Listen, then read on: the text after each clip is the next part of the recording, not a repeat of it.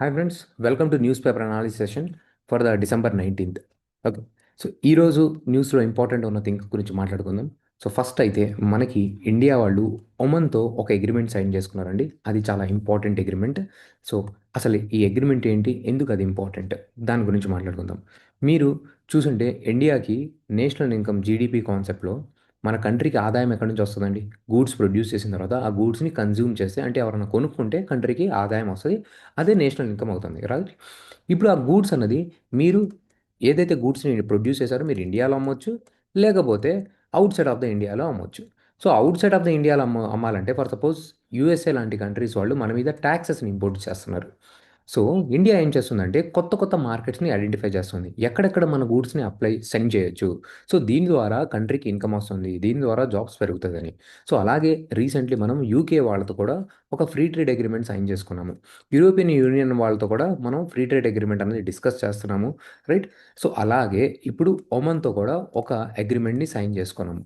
అయితే ఇది free trade agreement మాత్రమే కాదు.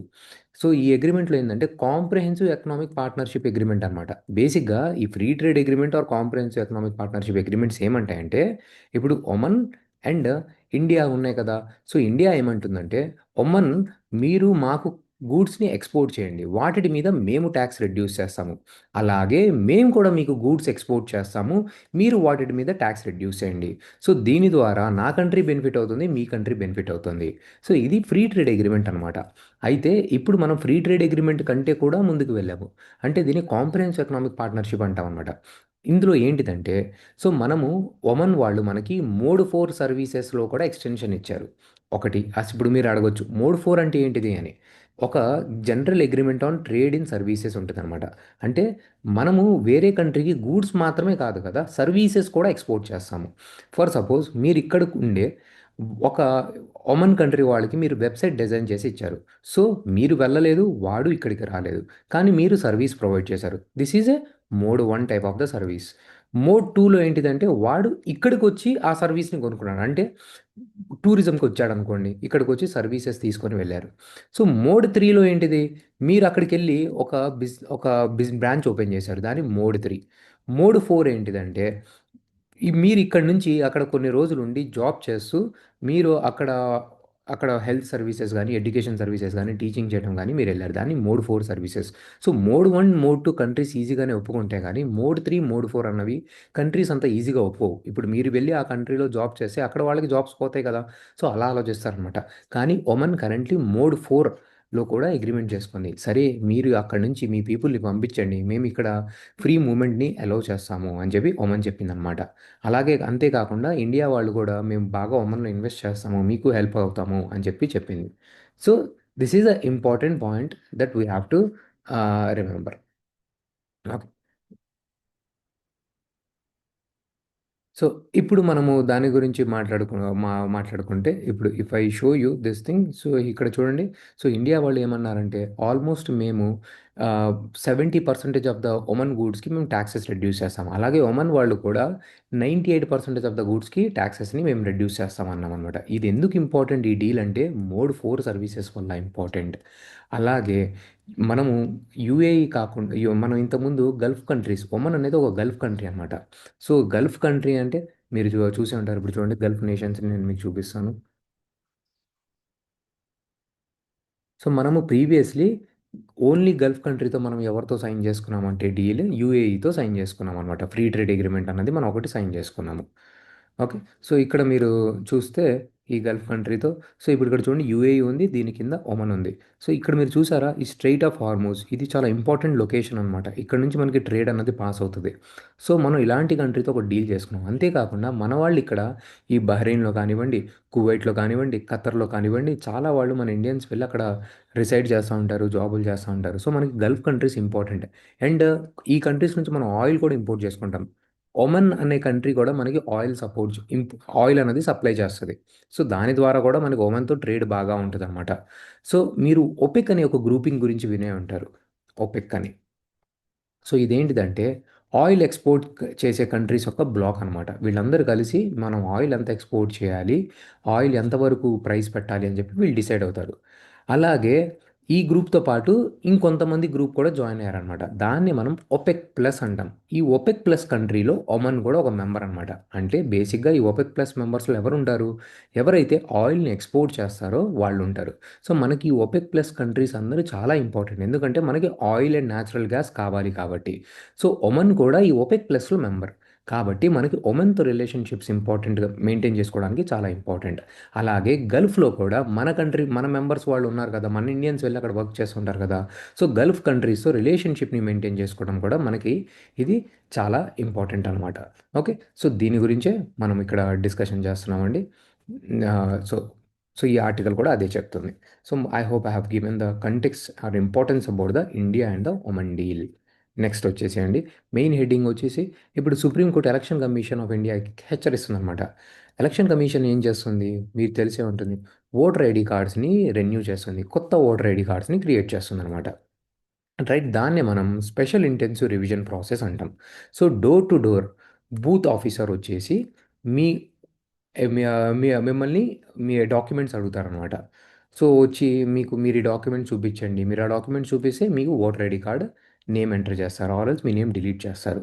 సో, వేరియస్ స్టేట్స్ వాళ్ళు యూపీ వాళ్ళు, కేరళ వాళ్ళు ఏమన్నారంటే, మా ఈ స్టేట్స్‌లో పాపులేషన్ ఎక్కువగా ఉన్నాయి. ఈ డోర్ టు డోర్ క్యాంపెయినింగ్ ఏదైతే ఉందో, ఏదైతే మీరు ఓటర్ ఐడీ నేమ్స్‌ని ఎన్యూమరేషన్ చేస్తున్నారో, దాన్ని కొద్దిగా టైం ఎక్స్టెండ్ చేయండి. కొంతమంది ఇంట్లో ఉండొచ్చు, ఇంట్లో ఉండకపోవచ్చు, డాక్యుమెంట్స్ ఉండొచ్చు, ఉండకపోవచ్చు. దీని ద్వారా మా నేమ్స్ అనేవి క్యాన్సల్ అవుతున్నాయని చెప్పి సుప్రీం కోర్ట్‌కి రిక్వెస్ట్ పెట్టుకుంటే, supreme court election commission of ఇండియాని రిక్వెస్ట్ చేసిందనమాట.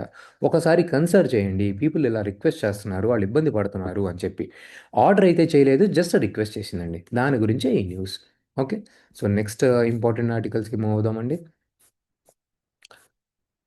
సో, ఇప్పుడిక్కడ మీరు చూస్తా ఉంటే ఆపరేషన్ సింధూర్ అప్పుడు మన ఎయిర్ ఫోర్స్ స్ట్రెంగ్త్‌ని మనం చూపిచ్చాము అంటది. ఇక్కడ మనం తెలుసుకోవాల్సిందేందంటే ఇంపార్టెంట్ థింగ్ వచ్చేసి సుదర్శన్ చక్ర. మనం ఒక సుదర్శన్ చక్ర అనే ఒక, ఆపరేషన్‌ని స్టార్ట్ చేస్తున్నామండి. మిషన్ సుదర్శన్ చక్ర అని. అంటే ఏంటిదంటే మిషన్ సుదర్శన్ చక్ర ఫర్ సపోజ్ ఇది మన ఇండియా అనుకోండి. మీ మీద ఎవరైనా మిసైల్స్ లాంచ్ చేశారనుకోండి. ఆ మిసైల్స్‌ని హ్మ్, కంట్రీ మీద ల్యాండ్ మీద పడకుండానే గాల్లోనే ఆ మిసైల్‌ని కౌంటర్ అటాక్ చేసేలాగా మనం ఒక టెక్నాలజీని డిజైన్ చేస్తున్నాం. దాన్ని మిషన్ సుదర్శన్ చక్ర అంటాం అనమాట. సో, ఎవరన్నా ఇప్పుడు ఫర్ సపోజ్ పాకిస్తాన్ వాళ్ళు మీ మీద మిసైల్ అటాక్ చేశారు. మన దగ్గర రేడార్స్ ఉండి ఒక మిసైల్ ఎంటర్ అవుతుంది ఇండియాలోకి అని చెప్పి రేడార్ మనకి చెప్పేస్తదనమాట. సో, దానికి కౌంటర్‌గా మనం ఒక కౌంటర్ మిసైల్‌ని లాంచ్ చేసి ఈ మిసైల్‌ని గాల్లోనే పేల్చేస్తామనమాట. సో, దీని ద్వారా ఇక్కడ ఉన్న పాపులేషన్‌కి కానివ్వండి, అసెట్స్‌కి కానివ్వండి డ్యామేజ్ అన్నది జరగదు. సో, ఇదొక షీల్డ్ లాగా పనిచేస్తదనమాట. మిషన్ సుదర్శన్ చక్ర. సో, దీన్నే మనం డెవలప్‌మెంటల్ ఫేజ్‌లో ఉన్నాం. సో, ఇది మనకి ప్రెజెంట్ ఉన్న టెక్నాలజికల్ వార్‌ఫేర్‌లో, ఆర్టిఫిషియల్ ఇంటెలిజెన్స్ టైమ్ పీరియడ్‌లో, యూఏవీస్ అన్‌మాన్డ్ ఎయిర్ వెహికల్స్ ఉన్నప్పుడు, డ్రోన్స్ యూజ్ చేస్తున్నప్పుడు మనకి మిషన్ సుదర్శన్ చక్ర అనేది చాలా ఇంపార్టెంట్ అని చెప్పి ఈ ఆర్టికల్ మాట్లాడుతుందనమాట. ఓకే అండి. ఇదే మనకి important thing. Next important thing వచ్చేసి మనము నెదర్లాండ్‌తో డిఫెన్స్ కోఆపరేషన్ గురించి కూడా మనం డిస్కస్ చేస్తున్నాము. సో, నెదర్లాండ్ అనేది మీరు జియోగ్రఫీలో మ్యాప్‌లో కూడా చూడడం అనేది ఇంపార్టెంట్ అండి. So, let me show you where is it Netherland. So, ఎప్పుడు కూడా మనకి న్యూస్‌లో ఒక ఏదన్నా కాన్సెప్ట్ వస్తే మనం దాని రిలేటెడ్ మ్యాప్‌ని చూడాలనమాట. సో, మనకు ఆ మ్యాప్‌ని చూస్తే మనకి ప్లేసెస్ ఇన్ ద న్యూస్‌లో మనకి క్లారిటీ వస్తది. సో, ఇప్పుడు మీరిక్కడ చూస్తే అండి మీకు నెదర్లాండ్ మీకు ఇక్కడ కనబడుతుందా? సో, ఇది యూరోపియన్ కంట్రీ. సో, మీరిక్కడ let me show you. Okay. So, if you see here world అట్లాస్‌లో చూపిస్తాను మీకు. Okay. So, if you can see here Germany, ఇటు సైడ్ నెదర్లాండ్ ఉంది. ఓకే. మీకు ఇక్కడ చూస్తే నార్త్ సీ ఉంది. So, this is a very important country మనకి. So, you have an idea. Netherlands అనేది జర్మనీతో బార్డర్ చేస్తుంది. ఇటు పక్కన లెఫ్ట్ సైడ్‌లో మనకి నార్త్ సీ ఉంది. ఓకే. మీరు సౌత్‌లోకొస్తే బెల్జియం ఉంది. ఈ రాటర్డామ్ అనేది చాలా సార్లు మనల్ని రాటర్డామ్ కన్వెన్షన్ అని కూడా మీరు వినుంటారు. So, important location Rotterdam. దీని క్యాపిటల్ వచ్చేసి ఆమ్‌స్టర్‌డామ్. ఇది కూడా మనకి ఇంపార్టెంట్ ప్లేస్. మనం గుర్తుపెట్టుకోవాల్సిన ప్లేస్ అండి. Okay. So, let's move to the next article అండి. సో, మనం వీళ్ళతో కూడా డిఫెన్స్ డీల్ చేసుకుంటున్నాము. సో, దాని గురించి ఇంకా ఆర్టికల్స్ వచ్చినప్పుడు విల్ స్టడీ. చలో లెట్స్ మూవ్ ఫార్వర్డ్ అండి. సో, ఇప్పుడు దీంట్లో ఇక్కడ చూడండి the 2 countries reiterated their commitment to strengthen military to military engagement, developing defence cooperation as a key pillar to the India Netherlands strategic partnership. ఎప్పుడు కూడా strategic partnership అంటే మీరు గుర్తుపెట్టుకోవాల్సింది ఏంటంటే ఒక long term partnership. Okay. So, ఇక్కడ చూస్తే మీరు talks also underscored shared commitment of India and the Netherlands to A free, open, inclusive, rules based Indo Pacific region. So Pacific రీజియన్లో మనము ఒక order based, rules based regime ఉండాలి Pacific ocean రీజియన్లో. So ఎవరు పడితే వాళ్ళు వచ్చేసి ఇది పసిఫిక్ ఓషన్ నాది అని చెప్పి క్లెయిమ్ చేయడానికి వీల్లేదు అని చెప్పి ఇండియా అండ్ నెదర్లాండ్స్ వాళ్ళు మాట్లాడుకుంటున్నారు అనమాట. సో మీరు పసిఫిక్ ఓషన్లో మీరు వినే ఉంటారు చైనా అనేవాళ్ళు, సో సౌత్ చైనా సీ మొత్తం నాదే, సో అని చెప్పి అక్కడ రెస్ట్రిక్షన్స్ తీసుకొస్తున్నారు, రైట్. సో ఈ కంటెక్స్లో వేరియస్ కంట్రీస్ అందరూ కలిసి సో పసిఫిక్ రీజియన్లో రూల్స్ బేస్డ్ ఆర్డర్ ఉండాలి అని చెప్పి మాట్లాడుకుంటూ ఉంటారు. Both side agree to explore new avenues of cooperation through development of the defence industrial road map, focusing on the technology, co production, co development. So మనం cooperate చేద్దాము, co develop చేద్దాము, కలిసి produce చేద్దాము అని చెప్పి మాట్లాడుకుంటున్నారు. సో ఫర్దర్గా వీళ్ళు డిస్కస్ చేసినప్పుడు మనం మాట్లాడుకుందామండి. ఓకే. నెక్స్ట్ వచ్చేసి మనకి statue of unity, Sardar Vallabhbhai Patel statue కట్టారు కదా గుజరాత్లో, రైట్. ఇప్పుడు ఆయన్ని ఎవరైతే ఆ స్టాట్యూని చెక్కారో ఆయన చనిపోయారనమాట, రామ్ సూతర్. సో ఈయన పేరు గుర్తుపెట్టుకోండి, Statue of Unity. Okay. So statue man అని కూడా ఈయన అంటారనమాట. ఓకే. చూడండి ఇక్కడ, among his vast body of the work are statues of the Mahatma Gandhi at parliament complex, doctor B R Ambedkar. And Dr. B.R. Ambedkar, also known as a statue man, he commanded immense respect for his unparalleled mastery over the bronze and the stone. So ఈయన గురించి ఒక idea పెట్టుకుంటే కొద్దిగా మంచిదండి. Okay. So let's move to the next అండి. So మీరు చూసే ఉంటారు బంగ్లాదేశ్లో క్రైసిస్ జరుగుతుంది. ఇంతకుముందు బంగ్లాదేశ్లో ఇండియాకి ఫేవరబుల్ ఉండే పొలిటికల్ పార్టీ అవామీ లీగ్ ఉండేదన్నమాట. సో అవామీ లీగ్ యొక్క హెడ్ వచ్చేసి షేక్ హసీనా. సో ఏమైందంటే ఎక్స్ట్రీమిస్ట్ గ్రూపులు బంగ్లాదేశ్లో ఎక్కువగా స్టార్ట్ అయ్యారనమాట. సో హసీనా, మీరు ఆగస్టులో వినే ఉంటారు, షేక్ హసీనా గవర్నమెంట్ అనేది పడిపోయి హసీనా అనే ఆవిడ సో బంగ్లాదేశ్ని వదిలేసి ఇండియాలోకి వచ్చేసిందనమాట, పారిపోయి వచ్చేసారు ఆవిడ. సో మనము షేక్ హసీనాకి మనం ప్రొటెక్షన్ ప్రొవైడ్ చేస్తున్నాము. అయితే వాళ్ళు ఏమంటున్నారంటే, షేక్ హసీనా గారు మా బంగ్లాదేశ్లో చాలా వార్ క్రైమ్స్ కమిట్ చేశారు, చాలాకి శిక్షలు వేశారు. సో మేము షేక్ హసీనాకి ఉరి శిక్ష వేశాము. సో ఎప్పుడైతే షేక్ హసీనా గారు 2024లో ఆగస్టులో మీ ఇండియాలోకి వచ్చి దాక్కున్నారు, సో ఆ హసీనాని ఇండియా నుంచి మాకు బంగ్లాదేశ్కి పంపించండి, మేము ఉరి తీస్తాము అని చెప్పి బంగ్లాదేశ్లో ఎస్పెషల్లీ రాడికల్ యూత్ అనేవాళ్ళు ఇలా ప్రొటెస్ట్ చేస్తున్నారు ఇండియన్స్ మీద. సో ఇదొక చాలా స్ట్రాటజిక్ ఛాలెంజ్ అనమాట. సో ఇండియా వాళ్ళు, బంగ్లాదేశ్ ప్రీవియస్లీ ఇండియాకి చాలా మంచి ఫ్రెండ్ అనమాట, మనకు ఒక మంచి స్ట్రాటజిక్ స్పేస్ ఉంది బంగ్లాదేశ్లో. కానీ ఇప్పుడు పాకిస్తాన్ ఇన్ఫ్లుయెన్స్ పెరుగుతుంది బంగ్లాదేశ్లో, చైనా ఇన్ఫ్లుయెన్స్ పెరుగుతుంది. సో ఈ కంటెక్స్లో మనకి పార్లమెంట్ యొక్క స్టాండింగ్ కమిటీ ఏమంటుందంటే, మనకి బంగ్లాదేశ్లో ఆఫ్టర్ 1971 ఇదే ఒక ఛాలెంజింగ్ సినారియో అని చెప్పి చెప్తుందనమాట. సో దీని గురించే న్యూస్ పేపర్ ఆర్టికల్ చెప్తుంది. నెక్స్ట్ ఆర్టికల్ అండి. నెక్స్ట్ ఆర్టికల్‌లో మీరు చూసుంటే మనకి ఎప్పుడు కూడా హైకోర్ట్‌లో పెండెన్సీ ఆఫ్ కేసెస్ ఉంటే రిటైర్డ్ జడ్జెస్‌ని కొద్దిగా టైమ్ పీరియడ్ కోసం మళ్ళీ అపాయింట్ చేస్తారనమాట. అయితే రిటైర్డ్ జడ్జెస్, ఇప్పుడు వర్క్ చేస్తున్న జడ్జెస్, వాళ్ళిద్దరూ కలిసి వర్క్ చేయడానికి ప్రశాంతంగా వర్క్ చేయట్లేదనమాట. వాళ్ళిద్దరికీ మనస్పర్ధలొస్తున్నాయనమాట. సో దాని గురించే హైకోర్ట్ వాళ్ళు అంటున్నారనమాట, మనం రిటైర్డ్ జడ్జెస్‌ని మనం తీసుకురావాలనుకుంటున్నాం గానీ, retired judges and existing judges కలిసి వర్క్ చేయలేకపోతున్నారు అని. సో ఈ కంటెక్స్‌లో మీరు తెలుసుకోవాల్సిందేంటంటే, which is the article that gives power to appointment of the ad hoc judges. So article 224A అండి. So as per the article 224A, హైకోర్టులో రిటైర్డ్ జడ్జెస్‌ని టెంపరరీ బేసిస్‌లో అప్ టు 2-3 ఇయర్స్ మీరు అపాయింట్ చేస్తారు. So after the decision of the supreme court's collegium. Okay. Collegium supreme court collegium కాదు, either CJI కానీ collegium కానీ accept చేసిన తర్వాత కానీ మీరు రిటైర్డ్ జడ్జెస్‌ని టెంపరరీ బేసిస్ మీద కేసెస్‌ని డీల్ చేయడానికి మీరు అపాయింట్ చేస్తారనమాట. సో ఇక్కడ చూడండి, article 224A of the constitution allows the chief justices of the high court. So ఒక హైకోర్ట్ వాళ్ళు చెప్తారనమాట, మా హైకోర్టులో ఇన్ని కేసెస్ పెండింగ్‌గా ఉన్నాయి, సీజేఐ గారు మాకు ఇది అప్రూవ్ చేయండి అని చెప్పి. సో రిటైర్డ్ జడ్జెస్‌ని అప్రూవ్ చేస్తారనమాట, right. So this is the context. కానీ వాళ్ళు అపాయింట్ చేయలేకపోతున్నారు.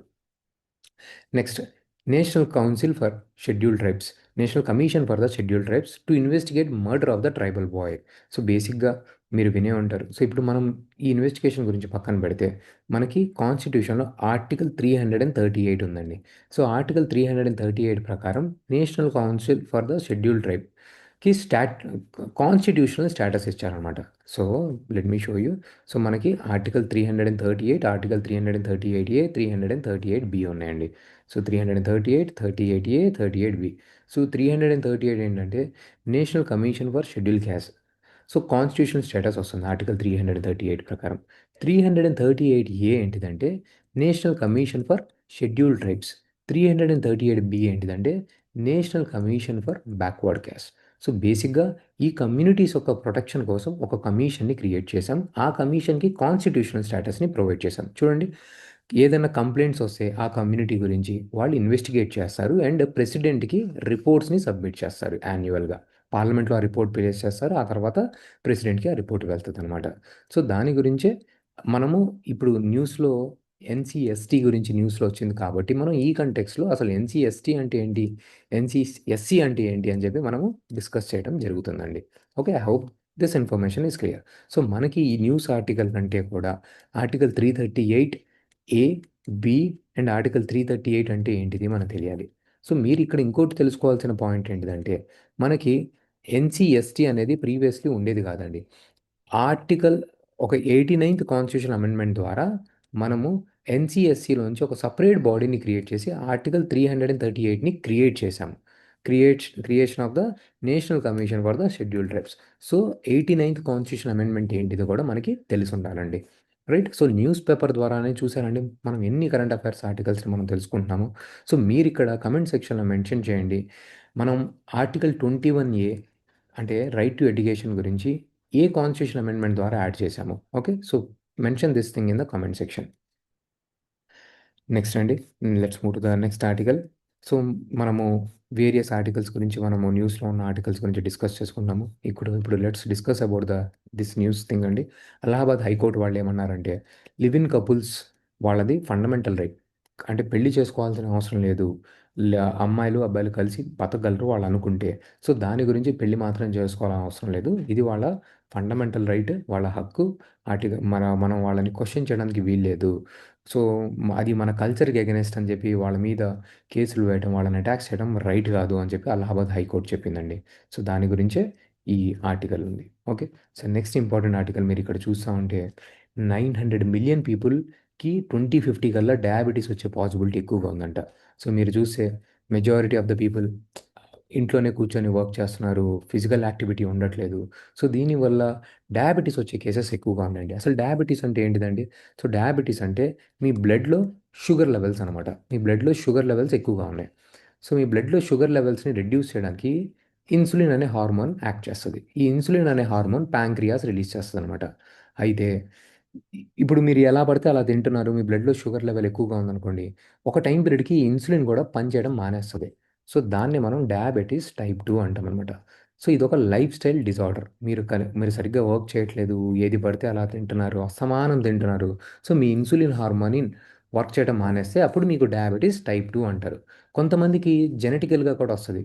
సో దాన్ని టైప్ 1 అంటాం అనమాట. సో అది జెనెటికల్ డిజార్డర్. సో కానీ ఇప్పుడు మనకి పెరుగుతున్నది డయాబెటీస్ టైప్ 2. సో ఇది లైఫ్ స్టైల్ డిజార్డర్ వస్తుంది. సో దీని గురించి మనం మనం ఏం చేయాలండి? వర్క్ చేయాలి, కాస్త నడవాలి, ఫిజికల్ యాక్టివిటీని పెంచుకోవాలి. Right. So next, supreme court considers passive euthanasia for 31-year-old. So ఇదేంటిదండి? ఒక పర్సన్, మీరు కొన్ని సినిమాల్లో చూసే ఉంటారు. ఓకే, లైక్ సే రితిక్ రోషన్‌ది కూడా ఒక సినిమా ఉంటుంది. ఆ సినిమాలో ఆయన కదలలేడనమాట.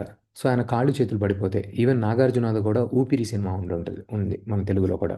సో ఆయనకి తల ఒక్కటే కదులుతది. బాడీ మొత్తం కదలదు. సో వీళ్ళు బతకటం ఎలా? వీళ్ళు అస్తమానం ఎవరి మీద డిపెండ్ అవ్వలేరు కదా! ఇంకొంతమందికి చూస్తే ఈవెన్ బ్రెయిన్ కూడా డెడ్ అయిపోతది. వీళ్ళు హాస్పిటల్‌లో కేవలం వెంటిలేటర్ సపోర్ట్ మీద మాత్రమే ఉంటారు. సో మీరు వీళ్ళకి ఆక్సిజన్ సప్లై రిలీజ్ చేసేస్తే వీళ్ళు ఇంకా చనిపోతారనమాట. సో వీళ్ళొక చాలా పూర్ కండిషన్స్‌లో బతుకుతా ఉంటారు. సో యుథనేషియా ఏంటిదంటే మీరు వాళ్ళకి ఆ లైఫ్ సపోర్ట్ ఏదైతే ఉందో అది విత్‌డ్రా చేసి వాళ్ళు పీస్‌ఫుల్‌గా చనిపోయేలాగా చేయటం అనమాట. సో ఐదర్ మీరు వాళ్ళకి ఏదైతే లైఫ్ సపోర్ట్ ఉందో దాన్ని జస్ట్ విత్‌డ్రా చేస్తున్నారు. దాన్ని మనం పాసివ్ యుథనేషియా అంటాం. అలా కాకుండా ఇప్పుడు లైఫ్ సపోర్ట్ విత్‌డ్రా చేసినా కొంతమంది బతకగలుగుతున్నారు. కానీ వాళ్ళకి ఊపిరి మాత్రమే నడుస్తుంది. బట్ వాళ్ళు కదలలేకపోతున్నారు. వాళ్ళు కోమాలో ఉన్నారు. అప్పుడు మీరు వాళ్ళకి కూడా ఇన్ కేస్ రిలీఫ్ ఇవ్వాలి అనుకుంటే వాళ్ళకి కొన్ని టాక్సిన్స్ ఇవ్వాలనమాట. సో బేసికల్లీ మీరు వాళ్ళకి పీస్‌ఫుల్‌గా చనిపోయేలాగా పాయిజన్ ఇస్తారు. సో దాన్ని యాక్టివ్ యుథనేషియా అంటామనమాట. వాళ్ళు ఎక్కడ కూడా యాక్టివ్ యుథనేషియా అలౌడ్ లేడు. ఇండియాలో పాసివ్ యుథనేషియా అలౌడ్ ఉంది. సో అరుణా షాన్బాగ్ కేసులో సుప్రీంకోర్టు అలౌ చేసిందనమాట. ఎందుకని చెప్తే ఇప్పుడు కోమాలో ఉన్నారు. వాళ్ళకి కోమాలో ఉన్న వాళ్ళకి కొంతమందికి ఈవెన్ ఆక్సిజన్ పెడితేనే వాళ్ళు బతకగలరు. ఇప్పుడు వాళ్ళు వాళ్ళకి బ్రెయిన్ కూడా డెడ్ అయిపోయి ఉంటది. ఈవెన్ 'శంకర్ దాదా' మూవీలో కూడా ఇది చూపిస్తారు. సో, ఆయన జస్ట్ ఎగ్జిస్ట్ అవుతా ఉంటాడు. సో, ఇప్పుడు ఆ మూవీలో ఆయన లైఫ్‌లోకి విత్‌డ్రా అవుతాడు. మళ్ళీ లైఫ్‌లోకొస్తారు. కానీ మెజారిటీ కేసెస్‌లో ఏమవుతుందంటే వీళ్ళు ఎప్పుడొస్తారో తెలీదు. సో, ఫ్యామిలీకి పెయిన్, అక్కడ ఉన్న పర్సన్‌కి పెయిన్, హాస్పిటల్‌కి పెయిన్, అందరికి పెయిన్. సో, పిటిషన్ వేస్తే మెడికల్ బోర్డ్ వీళ్ళు రికవర్ అయ్యే ఛాన్సెస్ చాలా తక్కువగా ఉంది అంటే వాళ్ళకి లైఫ్ సపోర్ట్ అనేది విత్‌డ్రా చేస్తారు. అలా జస్ట్ లైఫ్ సపోర్ట్‌ని విత్‌డ్రా చేస్తే మనం దాన్ని పాసివ్ యుథనేషియా అంటాం. సో, ఈవెన్ దీన్ని అప్రూవ్ చేయాలన్నా గానీ మెడికల్ బోర్డ్ అనే అడ్వైస్ కావాలి. సో, హాస్పిటల్ వాళ్ళు ఓకే అని చెప్తేనే ఇది విత్‌డ్రా చేస్తారు. అప్పుడు వాళ్ళు పీస్‌ఫుల్‌గా చనిపోతారనమాట. సో, ఇలా చాలా రిక్వెస్ట్‌లు చేసుకుంటున్నారనమాట జనాలు. అంటే మనకి 'శంకర్ దాదా' సినిమాలో చిరంజీవి దానికి ఎగనెస్ట్‌గా ఉన్నట్టు అలా చూపిస్తారు. వాళ్ళు రికవరీ అయినట్టు చూపిస్తారు గానీ, ప్రాక్టికల్‌గా లైఫ్‌లో ఏమవుతుంది అంటే కొన్ని ఏళ్ళు కొంతమంది ఒక 20 ఏళ్ళైనా, 30 ఏళ్ళైనా గానీ వాళ్ళు రికవర్ కారు. అలాగే దారుణమైన స్టేట్‌లో ఉంటా ఉంటారు. అది ఒక వాళ్ళకి ఒక మానసిక ఆహ్, శిక్షలాగే అండి. ఫిజికల్‌గా శిక్ష, ఇంట్లో వాళ్ళకి శిక్ష. సో, అది తట్టుకోలేక అదేదో లైఫ్ సపోర్ట్ విత్‌డ్రా అయితే చనిపోతారు, పీస్‌ఫుల్‌గా ఉంటారు కదా! అని చెప్పి ఈ ప్రపోజల్.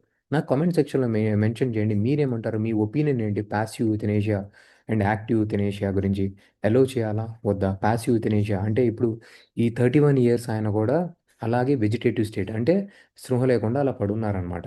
సో, ఈయన గురించి కూడా చూద్దాము. ఏం చేయాలో చేద్దాము అని చెప్పి సుప్రీంకోర్టు చెప్పింది. మీ ఒపీనియన్ ఏంటి? ఇలా పాసివ్ యుథనేషియాని ప్రొవైడ్ చేయొచ్చా? ఎవరైతే కాళ్ళు, చేతులు ఆడకుండా ఈవెన్ బ్రెయిన్ డెడ్ ఉన్న సిట్యుయేషన్స్‌లో వాళ్ళకి లైఫ్ సపోర్ట్‌ని విత్‌డ్రా చేసి, వాళ్ళకి ఒక పీస్‌ఫుల్ డెత్‌ని కల్పించొచ్చా? మీ ఒపీనియన్ చెప్పండి. సుప్రీంకోర్ట్ అయితే పాసివ్ యుథనేషియాని అలౌ చేస్తుంది. యాక్టివ్ యుథనేషియాని అలౌ చేయట్లేదు. బికాజ్ మిస్‌యూజ్ చేయొచ్చు. సో, కొద్దిగా హెల్త్ పాడవంగానే వాళ్ళకి ఇంజెక్షన్స్ ఇచ్చేసి చలో వాళ్ళు మేము ఆయన సరిగ్గా లేరు కాబట్టి ఇచ్చేసాం అని చెప్పి మిస్‌యూజ్ చేయొచ్చు. రైట్? సో, దాని గురించి న్యూస్. నాకు మీ ఒపీనియన్ చెప్పండి. ఓకే అండి. Let's move to the next important article. మీరిక్కడది చూస్తే మళ్ళీ ఎంజీఎన్ఆర్‌ఈజీని రీప్లేస్ చేస్తున్న దాని గురించే మళ్ళీ న్యూస్‌లో ఉందండి. ఆ బిల్ పేరేంటిదంటే Viksit Bharat G RAM bill. So, బేసిక్‌గా ఇంకొకసారి రివిజన్ ఏంటిదంటే సో, మనకి ఆ న్యూ బిల్ ఏదైతే ఉందో ఆ బిల్ ఏం చేస్తుంది? సో, ఆ న్యూ బిల్ ఎంజీఎన్ఆర్‌ఈజీని రీప్లేస్ చేస్తుంది. రీప్లేస్ చేసి ఇంతకుముందు మీకు ఎంప్లాయ్‌మెంట్ కావాలంటే demand driven 100 days demand driven employment. అంటే మీరు ఎప్పుడైతే ఎంప్లాయ్‌మెంట్ కావాలి అంటారో అట్‌లీస్ట్ 100 డేస్ గవర్నమెంట్ మీకు ఎంప్లాయ్‌మెంట్ ప్రొవైడ్ చేయాలి. ఇప్పుడు గవర్నమెంట్ ఏం చేస్తుందంటే సప్లై డ్రివెన్. అంటే మా దగ్గర డబ్బులుంటే మేము ప్రొవైడ్ చేస్తాము. లేకపోతే లేదు అని చెప్తుందనమాట. అంతే కాకుండా ఏ ఏరియాలో ఎంప్లాయ్‌మెంట్ ప్రొవైడ్ చేయాలి, ఏ టైంలో ప్రొవైడ్ చేయాలి, మేము అవసరం ఉంటే ప్రొవైడ్ చేస్తాం. లేకపోతే పాజ్ చేసేస్తాము అని కూడా గవర్నమెంట్ రెస్ట్రిక్ట్స్ తీసుకొచ్చింది. అంతే కాకుండా స్టేట్ గవర్నమెంట్ వాళ్ళు కూడా దీనికి కంట్రిబ్యూషన్ చేయాలి అని చెప్పి కూడా ఈ బిల్‌లో చెప్తుంది. అయితే ఈ ఆర్టికల్‌లో ఆహ్, ఈ మేడం ఏమంటున్నారంటే so, madam Brinda Karat senior leader of the CPM ఈమె ఏమంటున్నారంటే మనకి article 41 directive principle of the state పాలిసీలో రైట్ టు వర్క్ అనే ఇంపార్టెంట్ ప్రొవిజన్ ఉంది. ఓకే. సో, దిస్ ఆర్టికల్ 41ని కూడా మీరు వైలేట్ చేస్తున్నారు. రైట్ టు వర్క్ అనే ప్రొవిజన్ ఎంజీఎన్ఆర్‌జీఏ ఎంతో అంత కల్పిస్తుంది. సో, కాస్తో కూస్తో వాళ్ళకి డబ్బులొస్తున్నాయి. మీరు దీన్ని తీసేయటం వల్ల దీనిలో చాలా ప్రాబ్లమ్స్ వస్తాయి. చాలామందికి డబ్బులుండవు. సో, అదొక పెయిన్‌ఫుల్ సినారియో అని చెప్పి అది తీసేయకూడదు అని చెప్పి ఈ ఆర్టికల్‌లో డిస్కస్ చేస్తున్నారండి. మీ ఒపీనియన్ ఏమంటారు? గవర్నమెంట్ ఈ యాక్ట్‌ని తీసేయడం రైట్ అంటారా? రాంగ్ అంటారా? షేర్ యువర్ ఒపీనియన్ అండి. ఓకే. సో, ఇలా మీరు మాట్లాడేటప్పుడే మీకు ఒక సబ్జెక్ట్ అనాలిసిస్ బాగా డెవలప్ అవుతుంది. అండర్‌స్టాండింగ్ డెవలప్ అవుతుంది. So, share your opinion. What do you say? ఇది తీసేయడం అనేది రైట్ అంటారా? రాంగ్ అంటారా? ఓకే. మీ ఒపీనియన్ ఏంటిది? నెక్స్ట్ ఇంపార్టెంట్ ఆర్టికల్ అండి. నిన్న మనం మాట్లాడుకున్నాము 2 డేస్ బ్యాక్. ఇండియా నవంబర్ మంత్‌లో ఎక్స్‌పోర్ట్స్ అనేవి చాలా బాగా జరిగినాయి. యూఎస్ఏ వాళ్ళు మన మీద టాక్సెస్ ఇంపోజ్ చేసినా మన ఎక్స్‌పోర్ట్స్ అనేవి మంచిగానే గ్రో అవుతున్నాయి అని చెప్పి ఒక ఆర్ట్ ఒక డేటా వచ్చింది. అయితే ఈ ఎడిటోరియల్ ఏమంటుందంటే మన ఎక్స్‌పోర్ట్స్ ఎందుకు గ్రో అవుతున్నాయంటే యూఎస్ఏ వాళ్ళు టాక్సెస్ ఇంపోజ్ చేసినా గానీ మన వాళ్ళు ఎవరైతే ఎక్స్‌పోర్ట్స్ చేస్తున్నారో వాళ్ళు కాస్ట్ తగ్గించారు టాక్స్‌ని బ్యాలెన్స్ చేయడానికి. అంటే రూ. 100 ప్రొడక్ట్ మీద యూఎస్ఏ గవర్నమెంట్ రూ. 10 టాక్స్ ఏస్తే 110 అవుతది కదా! మన వాళ్ళు ఏం చేశారంటే దాని కాస్ట్‌ని రూ. 90 తగ్గిచ్చేశారు. రూ. 90 తగ్గిచ్చేసి సో దట్ ఆ టాక్స్‌ని వీళ్ళు బ్యాలెన్స్ చేసేసారనమాట. సో, కాస్ట్ ఫైనల్ కాస్ట్ వచ్చేసి రూ. 100 ఉంది. సో కాబట్టి మన ఎక్స్పోర్ట్స్ ఎఫెక్ట్ అవ్వలేదు. కానీ ఇది ఎంతవరకు చేయగలరు? ఎక్కువ కాలం చేయలేరు కదా! సో మనము ఎక్స్పోర్ట్స్‌ని ప్రమోట్ చేసేలాగా స్ట్రాంగ్‌గా తొందరగా మెజర్స్ తీసుకోవాలి. లేకపోతే మనకి కష్టాలొస్తాయని చెప్పి ఎడిటోరియల్ అనేది మెన్షన్ చేస్తుందనమాట. Right? So this is the another important thing that you need to remember. So next మనం మూవ్ అవుతే ధ్రువ్ 64 అనేది ఒక ఇంపార్టెంట్ మైక్రో ప్రాసెసర్. మనకిది సీడాక్ వాళ్ళు డెవలప్ చేశారు. సో కంప్యూటర్స్ ఉన్నాయి కదా! కంప్యూటర్స్ రన్ చేయాలంటే మనకి మైక్రో ప్రాసెసర్స్ మీద మాత్రమే రన్ అవుతాయి. సో ఈ మైక్రో ప్రాసెసర్స్ మన ఇండియాలో బిల్డ్ కావు. మనం వేరే కంట్రీస్ నుంచి ఇంపోర్ట్ చేసుకుంటాము. సో అలా కాకుండా ఒక ధ్రువ్ అనే మైక్రో ప్రాసెసర్‌ని మనం ఇండియాలోనే బిల్డ్ చేసాం. సీడాక్ మినిస్ట్రీ ఆఫ్ ఐటీలో ఉండే ఈ ఏజెన్సీ బిల్డ్ చేసిందనమాట. So very very important for the prelims. Dhruv 64 అంటే ఏంటి? అదొక మైక్రో ప్రాసెసర్ చిప్. సో ఇది మాత్రమే మనం డెవలప్ చేసామా అంటే లేదండి. ప్రీవియస్‌గా కూడా మనం డిఐఆర్‌వి అనే ప్రోగ్రామ్ కింద వేరియస్ మైక్రో ప్రాసెసర్స్‌ని మనం డెవలప్ చేసాం. సో ధ్రువ్ కంటే ముందు కూడా మనం తేజస్ 32 అనే ఒక ప్రో ఒక మైక్రో ప్రాసెసర్‌ని మనం డెవలప్ చేసాం. తేజస్ 34, 32, తేజస్ 64 కూడా మనం డెవలప్ చేసామండి. సో ఈ 2 థింగ్స్, ఈ 3 థింగ్స్ మనం ప్రిలిమ్స్‌లో గుర్తుపెట్టుకుంటే మంచిది. అలాగే ఇస్రో వాళ్ళు కూడా విక్రమ్ అనే మైక్రో ప్రాసెసర్‌ని కూడా డెవలప్ చేశారు. సో ఈ మైక్రో ప్రాసెసర్స్ అన్నది ఇండియాకి ఒక సెల్ఫ్ సఫిషియెంటీస్‌ని ప్రొవైడ్ చేస్తది. అంటే మనం వేరే కంట్రీస్ మీద డెవలప్ కాకుండా. సో ఇవి డెవలప్ అవ్వడానికి కారణం ఏంటిదంటే గవర్నమెంట్ సో ఈ డిఐఆర్‌బి అనే ప్రోగ్రామ్‌ని తీసుకొచ్చింది. So to build ah, this micro chips and at the same time chips to startup program. ఇది కూడా మనకి ఒక important program. Ministry of electronics and information technology కింద. Okay. So chips to startup program ఏంటిది అని చెప్పి చేస్తారనమాట. So basically it is a program ఇంజినీర్స్‌కి మనము టెక్నాలజీని ప్రొవైడ్ చేస్తాము. స్కిల్స్‌ని ప్రొవైడ్ చేస్తాము. ఇలాంటి చిప్స్‌ని డెవలప్ చేయడానికి. Okay. So this is the important program. అలాగే మన దగ్గర డిజైన్ లింక్డ్ ఇన్సెంటివ్ స్కీమ్. అంటే ఇప్పుడు ఫర్ సపోజ్ మీ దగ్గర ఒక కంపెనీ ఉంది. ఈ కంపెనీలో మీరు ఒక మైక్రో ప్రాసెసర్ డెవలప్ చేశారు. ఒక డిజైన్‌ని డెవలప్ చేశారు. సో మీరు డెవలప్ చేసిన డిజైన్‌కి మీకు ఇన్సెంటివ్ కూడా వస్తదనమాట. సో ఇలాంటి ఇనిషియేటివ్స్ ద్వారా గవర్నమెంట్ మన ఇండియాలో మైక్రో ప్రాసెసర్స్‌ని డెవలప్ చేస్తుంది. సో ఈ బాక్స్ అనేది ఇంపార్టెంట్ థింగ్ అండి. సో దట్స్ ఆల్ టుడే అండి. Please watch this programme regularly. మీకు చాలా ఇన్ఫర్మేషన్ మీరు నేర్చుకుంటున్నారని అనుకుంటున్నాను. సో మీకు న్యూస్ పేపర్‌లో ఏవేవి ఇంపార్టెంట్ ఆర్టికల్సో నేను ఇక్కడ మీకు ఎక్స్‌ప్లెయిన్ చేసేస్తున్నాను. దీన్ని చదివిన తర్వాత న్యూస్ పేపర్‌ని ఒకసారి రివైజ్ చేస్తే సరిపోతుందండి. ఏవైతే మనం ఆర్టికల్స్ చేసామో అంతవరకే మీరు రివిజన్ చేసుకుంటే సరిపోతుంది. That's all for today. Or మీరు చదవకుండా జస్ట్ ఈ అనాలిసిస్‌ని గుర్తుపెట్టుకున్నా గానీ మీకు సరిపోతుంది. That's all for today. Thank you అండి. Take care. Have a nice day. Bye bye అండి.